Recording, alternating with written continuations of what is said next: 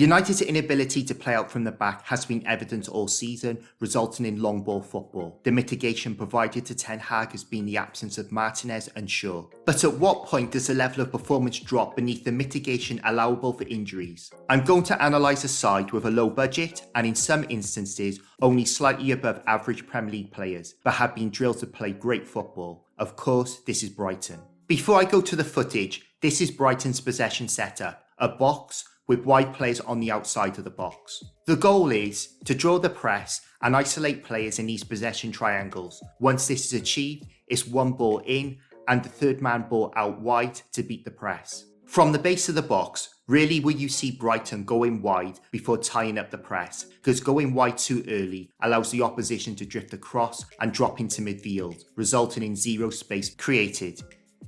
With Welbeck on the ball, we can see Brighton's box with Estupiñán on the outside of it. As Welbeck plays it back to Dunk, we can see Fernandes has shifted his weight to press. And this is what Brighton were waiting for, a United player shooting out, putting themselves in the middle of this possession triangle. And look at how quickly Brighton react to this. Gilmour has his arm out and it's one touch and bang from Dunk into Gilmour, and then out to Estupiñán to beat United's frontline defence.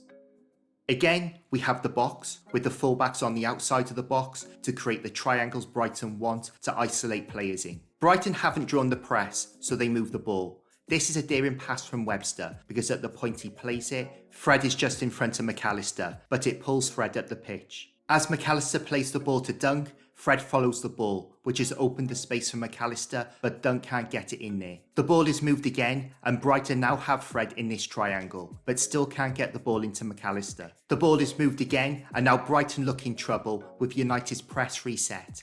The ball is moved again, but Fernandes has now shot up, leaving McAllister, putting himself in this triangle, and eventually Brighton find the space, beating United's press. The compactness and depth of this possession formation always provides an option to get out of the pressure. And to be balanced about this, it doesn't always work. Again, we can see the possession box with the wide out balls. It goes into Gilmour and then back into Dunk, but we can see that Fred has stepped away from McAllister to press Dunk, creating the space. Dunk tries to get the ball into that space, but Fred cuts it out. But the patterns are always there, putting pressure on their opponents to make decisions. But there's also variety to Brighton's play. We can see their standard possession setup, but simultaneously, the centre-backs are looking for a pass into this corridor if they can't draw the press. These two players are positioned here to provide the third man pass option if this pass can be played into a forward. Dunk plays the ball into Enciso, and we can see McAllister making his third man run. Enciso pops it off, and this play has taken 7 United players out. Identical situation, Dunk is again looking to play this pass into Enciso, but this time Welbeck is the third man pass option, which takes out another 7 United players. Before I go on to United's possession setups, this play shows how well drilled Brighton are. As the ball is coming back to Van Hecke, he looks isolated with United's press stepping up, but keep an eye on Gross and Dahoud. Very quickly, they form a possession triangle to isolate Rashford, but United's press are still in a good position to swallow up Gross. But now keep an eye on Lallana. He is looking to drop into this space to provide a passing option to beat all of United's press, and that's exactly what happens. This whole move was like a chess player thinking multiple moves ahead. All of these plays are impressive viewing, but they are all scripted. The Brighton players have been drilled on where to position themselves and what pass to play when the ball arrives. This takes away the decision-making process from players, reducing the need for highly technical players with a high football IQ to play this type of football. This is one of Ten Hag's go-to possession setups. One of the centre-backs pushes up into the pivot position to clear the path into the full-back. The problem this causes is, when passes are played out wide in front of a press, it doesn't commit the press and just allows the press to drift across and use the touchline to squeeze the play. Now the ball is with Wan-Bissaka, we can see how Wolves' press has drifted across and how isolated Wan-Bissaka is with not many passing options. He plays the ball into Casemiro, who is dispossessed. But there are two things that stand out. The first is, there are too many players on the same horizontal line, reducing depth and progressive passing options. Second, United are too stretched, reducing feasible passing options to get out of pressure. There was only one pass on for Wan-Bissaka, making United easy to read.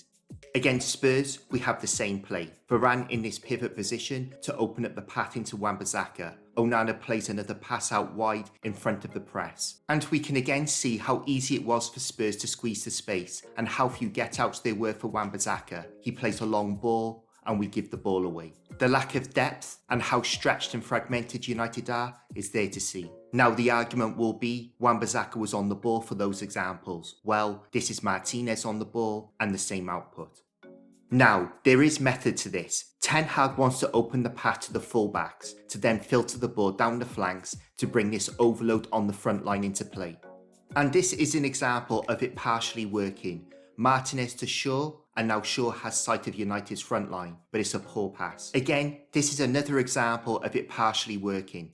This is actually some good play from United, but at the point they try to come back in from the touchline, they are met by Wolves midfield that have drifted across to squeeze United against the touchline. As we saw, it's an incredibly difficult play to pull off because the first phase gives every pressing team what they want, a sideline press, and the space created by the positioning of United centre-backs is quickly and easily closed down. Now let's look at why Ten Hag is so reliant on Martínez and Shaw. Martínez is in a tight spot with the path into Shaw cut off and Mount is tightly marked just off the screen. But he chops inside, carries the ball and plays a nice pass to beat Wolves' press. This situation is incredible. Firstly, compare how organised Brighton were in their possession setups in these areas compared to United, who have 3 players not even looking at the ball. Martínez remedies this by motioning for someone to come to him, then motions for someone to go wide. Garnacho goes wide, and Martínez is now able to play a progressive pass. In this situation, we can again see how stretched United are, resulting in few progressive passing options for Martínez, which forces him to carry the ball. And looks like he is in danger of getting squeezed, but plays a lovely pass into Fernandes.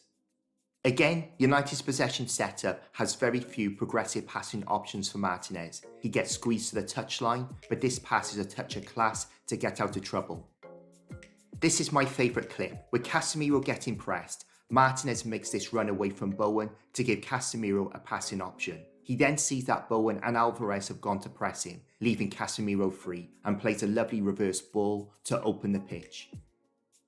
Moving on to Shaw, who brings pace to bypass a press and has good press resistance. Here, he has got 4 Chelsea players in front of him. He explodes away, bypassing 3 out of the 4, having carried the ball 30 yards.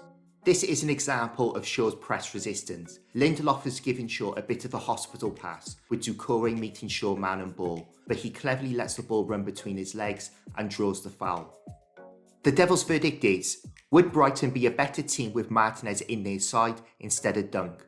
Of course they would. But Brighton have shown you don't need technical players on Martínez level to play quality football. There are clear deficiencies in Ten Hag's coaching regardless of who the personnel is. The presence of Martínez and Shaw merely paper over the cracks some of the time. Whether Ten Hag stays or goes is irrelevant at this stage because whoever is in charge next season is going to be tough. But to ignore the facts and mitigate the appalling football we have seen this season because of injuries is lazy commentary. My preference has always been for Ten Hag to prove he is moving in a positive direction and stay. But game by game, the performances are getting worse to a point where retention of his job is becoming untenable. Thank you for watching and I'll see you in the next one.